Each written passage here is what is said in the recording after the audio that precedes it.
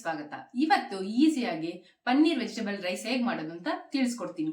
ಈ ರೆಸಿಪಿ ಇಷ್ಟ ಆದ್ರೆ ನೀವು ಫ್ಯಾಮಿಲಿ ಫ್ರೆಂಡ್ಸ್ಗೆ ಶೇರ್ ಮಾಡಿ. ಮತ್ತೆ ನಮ್ಮ ಚಾನೆಲ್ನ ಫಸ್ಟ್ ಟೈಮ್ ನೋಡ್ತಾ ಇರೋರು ಸಬ್ಸ್ಕ್ರೈಬ್ ಮಾಡೋದು ಮರಿಬೇಡಿ. 50 ಗ್ರಾಮ್ ಎಣ್ಣೆ ಹಾಕೊಂತಾ ಇದ್ದೀನಿ.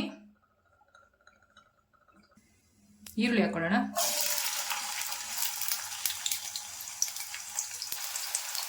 ಈರುಳ್ಳಿ ಸ್ವಲ್ಪ ಬಾಡಬೇಕು.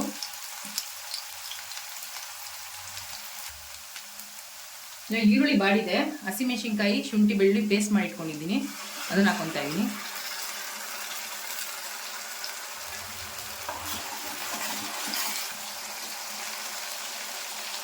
ಇದು ಹಸಿ ವಾಸನೆ ಹೋಗೋವರೆಗೂ ಬಾಡಿಸ್ಕೋಬೇಕು. ಹೆಚ್ಚಿಟ್ಕೊಳ್ಳೋ ತರಕಾರಿ ಹಾಕೊಳ್ಳೋಣ.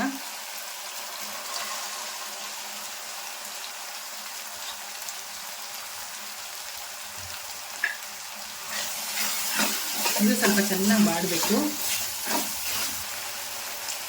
ರುಚಿಗೆ ತಕ್ಕಷ್ಟು ಉಪ್ಪು ಹಾಕೊಂತಾ ಇದ್ದೀನಿ.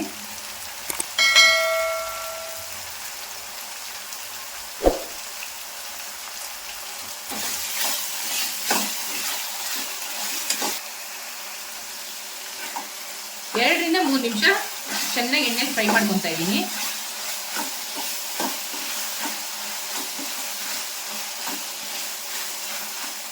ನೋಡಿ, ಫ್ರೈ ಆದ್ಮೇಲೆ ಮ್ಯಾಗಿ ಮಸಾಲ ಪೌಡರ್ ಹಾಕೊಳ್ಳೋಣ.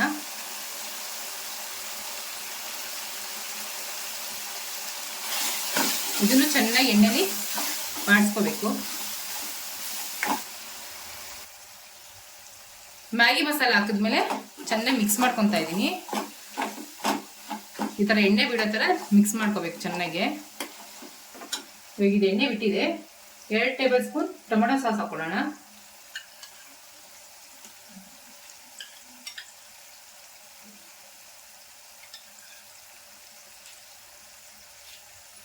ಇದನ್ನು ಚೆನ್ನಾಗಿ ಮಿಕ್ಸ್ ಮಾಡ್ಕೋಬೇಕು. ಎಲ್ಲ ಮಿಕ್ಸ್ ಆದ್ಮೇಲೆ ಈ ತರ ಎಣ್ಣೆ ಬಿಡಂಗ ಆದ್ಮೇಲೆ ಇವಾಗ ಪನ್ನೀರ್ ಹಾಕೊಂತಾ ಇದ್ದೀನಿ.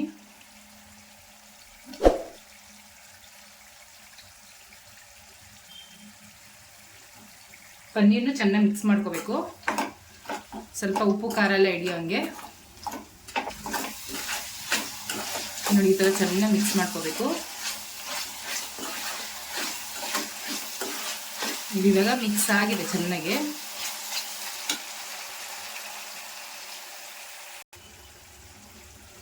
ಗೊಜ್ಜು ರೆಡಿ ಆಗಿದೆ. ಇವಾಗ ಸ್ಟವ್ ಆಫ್ ಮಾಡ್ಕೊಂಡ್ಬರೋಣ. ಗೊಜ್ಜು ರೆಡಿ ಆಗಿದೆ. ಇವಾಗ ಅನ್ನೇ ಮಿಕ್ಸ್ ಮಾಡ್ಕೊಂತೀನಿ.